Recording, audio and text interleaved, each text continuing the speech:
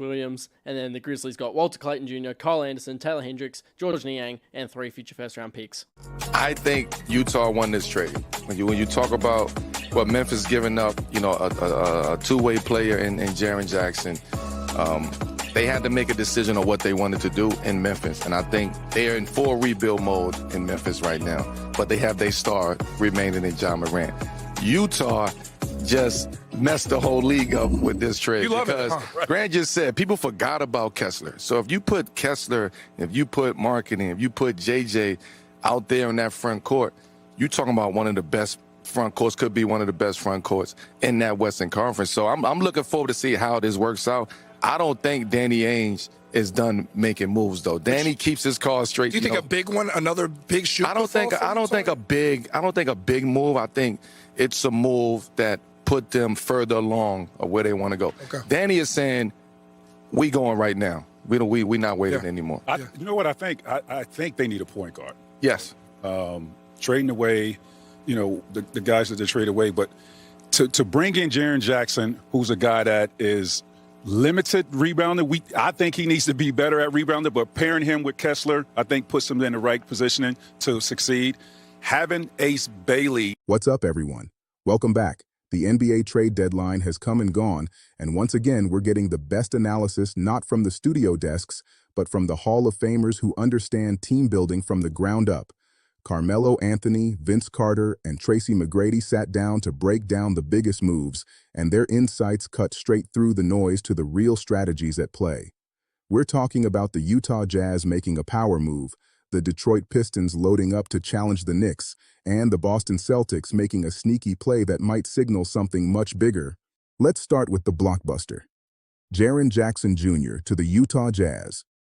And right away, T-Mac sets the tone. I think Utah won this trade. But why? He breaks it down perfectly.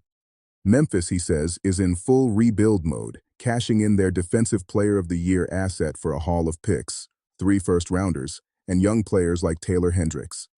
They're betting on their future around Ja Morant. But Utah, they just changed the entire Western Conference landscape. T-Mac paints the picture. Utah just messed the whole league up with this trade. If you put Kessler, if you put Markkanen, if you put JJ out there in that front court, you're talking about one of the best front courts in the Western Conference.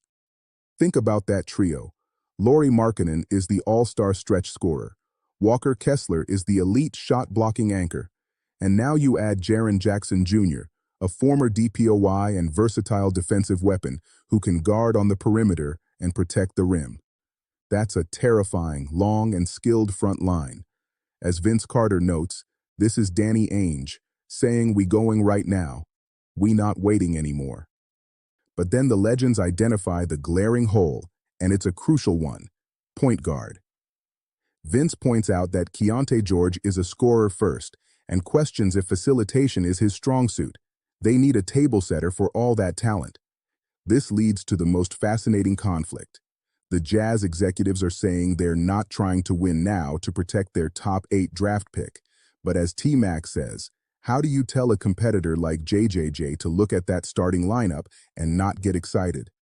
This trade has accidentally accelerated their timeline, creating a tension between front office strategy and on-court potential. Next, they pivot to the Eastern Conference, where the Detroit Pistons made a subtle but powerful move for Kevin Huerter. MELO, who played with him, gives the perfect scout, a guy who can defend, shoot, put the ball on the floor, and pass. He's not a star, but he's the exact missing piece archetype. The analysis gets spicy here. They state the Pistons' goal isn't just to make the playoffs, it's to beat the Knicks. This move, pairing Huerter's shooting with Duncan Robinson's, is designed to open up the paint wide for Cade Cunningham to operate. It's a targeted, tactical strike against their biggest rival's defensive scheme. Finally, the Boston Celtics trading for Nikola Vucevic. This is where MELO drops the most intriguing theory. He calls it a philosophical trade, a reboot for both teams. But then he asks the killer question. Is this a sign of saying JT is on his way back?